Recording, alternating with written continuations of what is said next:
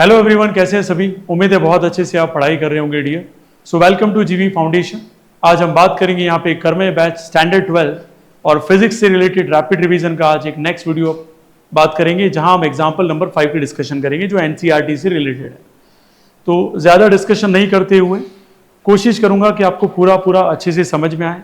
जितना हो सके एग्जाम्पल को 1 बाय 1 वीडियोज़ में आपको देते जाएंगे ताकि बहुत अच्छे से आप एनसीईआरटी को थ्रूली कवर कर सकें। So let's start without wasting a time. Example number 5 related to chapter 1 जिसका नाम है इलेक्ट्रिक फील्ड एंड चार्जेस। इससे पहले हमने एग्जाम्पल 1, 2, 3 कर लिए थे डियर स्टूडेंट और फोर्थ वाला भी हमने कंप्लीट कर लिया था। ठीक है, आज हम बात करेंगे एग्जाम्पल नंबर 5। क्या है, let's try to understand dear student. कह रहा है कि when a glass rod is rubbed with a silk cloth. एक ग्लास रॉड को हमने किसके साथ रब किया है? सिल्क क्लॉथ के साथ रब किया डियर। और यहां कंडीशन बोल रही है चार्जेस अपीयर ऑन बोथ। मतलब एक ग्लास रॉड है और एक डियर स्टूडेंट हमारे पास क्या है? सिल्क क्लॉथ है। उन दोनों को हमने रब किया। रब का मतलब क्या होता है? Apply the friction and respect to each other dear student. तो दोनों को रब किया तो क्या हुआ? यहां पे चार्जेस का क्या हुआ है? ट्रांसफर हुआ है। A similar phenomenon is observe with the many others. तो दूसरों के साथ भी ऐसा होता है। जैसे एबोनाइट रॉड है और फर को हमने क्या किया? रब किया, तो सेम पैटर्न हमें यहां पे भी ऑब्जर्व हुआ डियर स्टूडेंट। तो वहां पे क्या सिचुएशंस है? Pairs of the bodies. Explain how this observation is consistent with the law of conservation of charge. कैसे कह सकते हैं कि ये जो रबिंग वाला फिनोमेना है that obey the law of conservation of charge. चीजों को समझिए बेहतर तरीके से। यहां पे अगर मैं बॉडी ए ले लेता हूं और बॉडी बी कंसिडर कर लेता हूं, दोनों के बीच में क्या हुआ डियर स्टूडेंट? रबिंग। रबिंग का मतलब माय डियर स्टूडेंट सीधा सीधा है, दोनों के बीच में क्या लग रहा है? फ्रिक्शन। क्या लग रहा है डियर स्टूडेंट? फ्रिक्शन। अगर दोनों के बीच में फ्रिक्शन प्रोड्यूस होगा तो चार्जेस का क्या होगा डियर स्टूडेंट? ट्रांसफर। चार्जेस क्या होंगे? ट्रांसफर। अब जो ट्रांसफर हुए चार्ज कैसे अमाउंट में ट्रांसफर होंगे dear student? Equal amount. Charge का जो ट्रांसफर कैसा हुआ? Equal amount. जैसे फॉर एग्जांपल बॉडी ए के पास 100 कूलम चार्ज थी, बॉडी बी के पास 50 कूलम चार्ज थी। टोटल चार्ज कितना हुआ डियर? 150 हुआ ना। अब 150 में डिवाइड बाय 2 करें तो कितना हुआ? 75। फाइनली चार्ज क्या हो गया? दोनों बॉडी ए और बॉडी बी में इक्वल डिस्ट्रीब्यूशन हुआ है, कहीं भी चार्ज का लॉस नहीं हुआ है। That's why we can say that कोई भी बॉडी किसी के रेस्पेक्ट में रबिंग करते हैं तो चार्ज एक बॉडी से दूसरी बॉडी में ट्रांसफर होता है। ट्रांसफर का मतलब सीधा सीधा है कि अगर किसी के पास 100 कूलम थे, उसके 25 कूलम चार्ज किस में चले गए? बॉडी बी में। तो दोनों का देखा जाए तो 75 इधर है, 75 इधर है। तो टोटल चार्ज क्या रहा? कंजर्व रहा। चार्ज में कोई भी लॉस नहीं हुआ।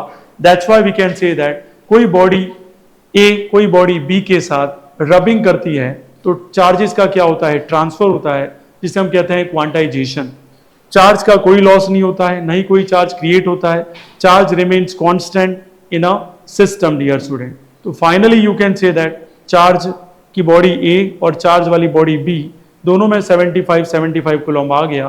तो किसको ओबे कर रहा है? ये law of conservation of charge. That is a main understanding point of view of this example number 5 of your NCERT dear student. यहां तक मुझे लगता है आपको समझ में आ गया होगा।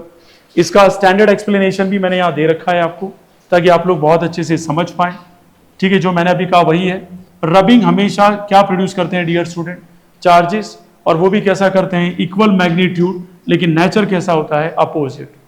कैसा होता है? अपोजिट। जैसे एक के पास पॉजिटिव चार्ज है, दूसरे के पास कैसा? नेगेटिव है। तो दोनों का नेचर कैसा हुआ? अपोजिट हो गया। Two bodies because charge are created in pairs, this phenomenon of charging is called charging by friction. तो ये जो फेनोमेनन है वो क्या कहलाता है? Charging by friction.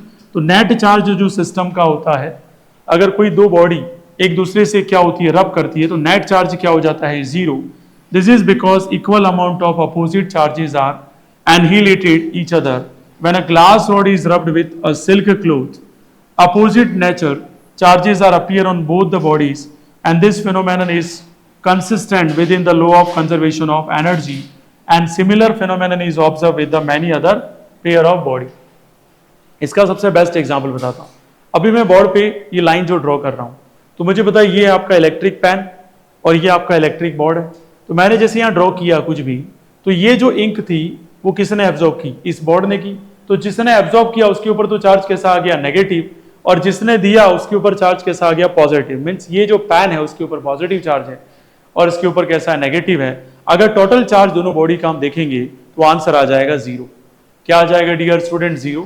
Means charge जो बॉडी का हुआ है वो क्या हुआ है, एनिहिलेट हुआ है। क्या हुआ है, annihilate. That's very important, relevant to the understanding point of view of example number 5। उम्मीद है आपको समझ में आ गया होगा कि जब भी फ्रिक्शन होगा, रबिंग होगी, दोनों पे इक्वल अमाउंट ऑफ चार्जेस होंगे, बट चार्जेस का नेचर क्या होगा, अपोजिट होगा।